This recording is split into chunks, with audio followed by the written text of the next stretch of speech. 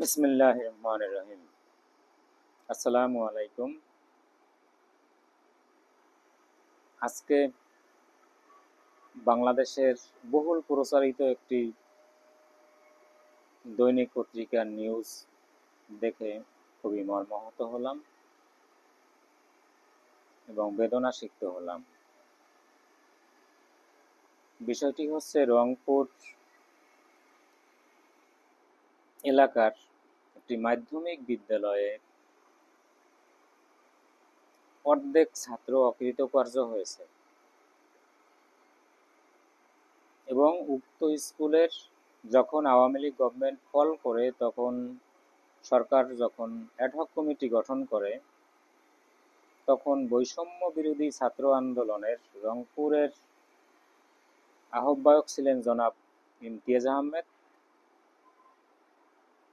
ইমতিয়াজ আহমেদকে তখন অ্যাডহক কমিটির আহ্বায়ক হিসাবে নিয়োগ দেয়া হয় এবং বৈষম্য বিরোধী ছাত্র আন্দোলন বিলুপ্তি করার পরে উনি এখন বাকশাসের নেতা হিসাবে আছেন।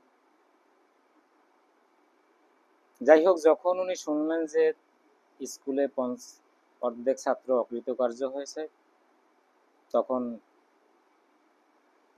ইমতিয়াজ সাহেব বীর দর্পে স্কুলে গিয়েছে এবং প্রত্যক্ষদর্শীদের সাক্ষ্য মতে সে স্কুলে গিয়ে টিচারদের সামনে কারা কারা অকৃতকার্য হয়েছে তাদেরকে সে ডেকেছে যে কারা কারা এখানে অকৃতকার্য হয়েছে তার সামনে আসার জন্য, এবং সে প্রত্যেককে, সে ছেলে হোক মেয়ে হোক, প্রত্যেককে বেত দিয়ে বেধড়ক মারধর করেছে। ইভেন উক্ত পত্রিকায় তাদেরকে যে মারধর করেছে তার চিহ্ন সম্বলিত ছবি প্রকাশ পেয়েছে এবং ডিজিটাল মিডিয়ায় তার ভিডিও দেখা গেছে, যেটা অস্বীকার করার কোনো ধরনেরই সুযোগ নেই। এবং ইভেন শোনা গেছে যে সেখান থেকে 15 জন ছাত্র নাকি অসুস্থ হয়ে গেছে, কারো জ্বর আসছে। ইভেন তিনজনের নাকি রংপুর মেডিকেল কলেজে ভর্তিও হতে হয়েছে।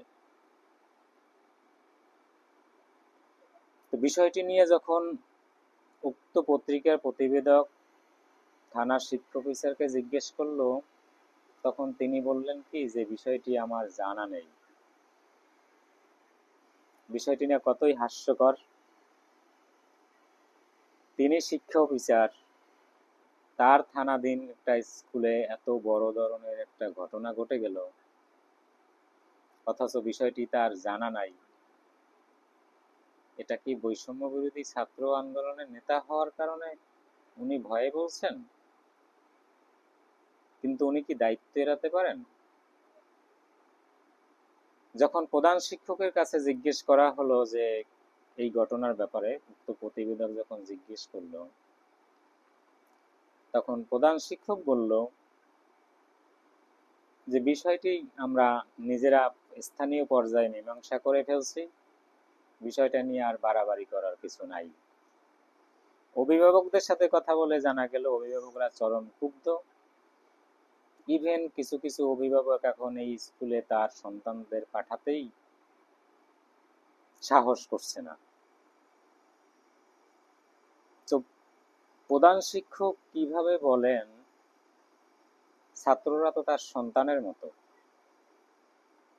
যে বিষয়টা মীমাংসা করে ফেলছি।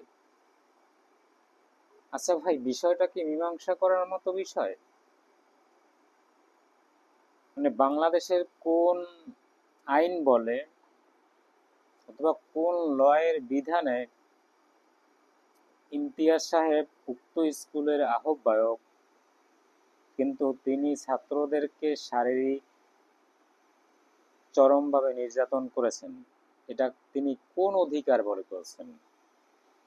শারীরিক তো দূরের কথা, কোনো ছাত্রকে মানসিক নির্যাতন করার এই অধিকার নাই। তো সেখানে তিনি বেধড়ক পিটিয়ে জখম করেছেন, সেই বিষয়টা প্রধান শিক্ষক বলছেন যে বিষয়টা আমরা স্থানীয় পর্যায়ে মীমাংসা করে ফেলছি। আর জেলা শিক্ষা অফিসার বলছেন কি বিষয়টা আমার জানা নাই, আমি জানতে পারি না এই বিষয়টা। মানে জাতির সাথে, সাধারণ মানুষের সাথে, সাধারণ জনগণের সাথে কতটাই তামাশা করতেছে। মানে সাধারণ মানুষকে তারা মানুষ হিসাবেই গণ্য করতেছে না, তারা বুঝতেছে না যে আসলে এরা কিছুই বুঝে না। কিন্তু ভাই সাধারণ মানুষ কিন্তু দেখাই দিছে যে 17 বছরের শেখ হাসিনার যে বড় ধরনের প্রলয় সে তৈরি করছিল, 17 বছরে সে যে ইস্পাত কঠিন কাঠামো তৈরি করেছিল, সেটাকে কিভাবে ভেঙে চুরে চুরমার করে দিয়েছে। কিভাবে জরুরি অবস্থা ভেঙে লাখো লাখো ছাত্র জনতা রাস্তায় নেমেছে এবং মাত্র ৪৫ মিনিট সময় পেয়েছে তিনি বাংলাদেশ থেকে ভেগে যাওয়ার জন্য। ভাই জনগণ কিন্তু দেখাতে পারে। এটা থেকেও কি শিক্ষা নিলেন না? তা আমি একজন সাধারণ নাগরিক, তবে আমি একজন সচেতন নাগরিক। বিষয়টি আমার নজরে আসার পরে আমার কাছে খুবই খারাপ লাগলো। তো আমি মনে করি আমার মাধ্যমে যদি দুই একজনকে হোক বিষয়টা সম্পর্কে অবগত হয়, গভর্নমেন্ট, আমার মনে হয় না যে এই ব্যাপারে গভর্নমেন্ট কোনো ব্যবস্থা নেবে, এটা আমি মনে করি না। যেহেতু গভর্নমেন্টেরই রিপ্রেজেন্টেটিভ জেলার শিক্ষা অফিসার বলে দিয়েছে যে বিষয়টা তিনি জানেন না, হেডমাস্টার বলেছেন বিষয়টা মীমাংসা করে ফেলছেন, তো গভর্নমেন্ট যে ব্যাপারে কোনো স্টেপ নেবে সেটা অন্তত আমার কাছে মনে হয় না। আমি দেশবাসীর কাছে আকুল আবেদন জানাই, বিষয়টি নিয়ে আন্দোলন গড়ে তুলুন, বিষয়টি নিয়ে জনমত গড়ে তুলুন। তখন দেখবেন যে আপনাদের পাশে হাজার হাজার মানুষ আপনার পাশে তখন যোগ দিবে। আর যদি এই বিষয়টা নিয়ে এইভাবেই পড়ে থাকে, তাহলে আজকে ইমতিয়াজ, কালকে আর একজন, তো এক পর্যায়ে আমাদের কোমলমতি ছাত্ররা স্কুলেই যেতে চাবে না। স্কুলে যেতে তারা ভয় পাবে, কারণ তারা ফেল করার পিছনে তো ভাই শুধু তারা দায়ী না। ছাত্র ফেল করার পিছনে তার পরিবারের নেগলেন্সি আছে, স্কুলের টিচারদের নিয়মিত অবজারভেশনের সমস্যা আছে। থানা শিক্ষা অফিসার এবং জেলা শিক্ষা অফিসারকে কেন রাখা হয়েছে?